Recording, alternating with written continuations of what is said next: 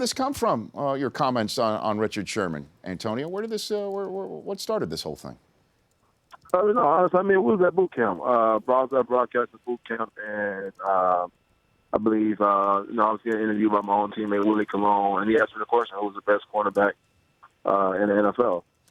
And that's where it came from. I mean, that's what started it. Mm-hmm. I've said before, 2013, I think the year that they won, that Rich Sherman won the Super Bowl, I said that he was the best cornerback at that time. I mean, that's because I felt like Revis wasn't all the way healthy and everything else when he was in Tampa. But, I mean, when you see how Revis played last year, I felt like, he was the better corner in the NFL. So you're basically backing Revis's play in whatever conversation as to who's best in the NFL? Is that what I'm trying to interpret here? Yeah, I mean, like I said, I've given Sherman credit of being the best cornerback in the NFL. Back, I don't know. I think it was the year they won the Super Bowl. But you have a guy like Revis who's shown that he's healthy. He's followed around the best receivers in the NFL week in, week out. He's proven himself to continue to be the best at his job.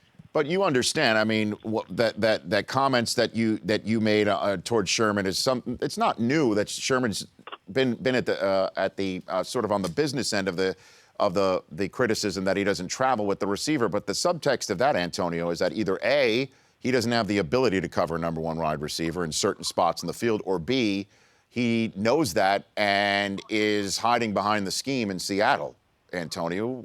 So are you saying that about Richard Sherman? No, I'm not saying that at all. All I said was if he was if you want to consider himself the best, go out and go follow the best.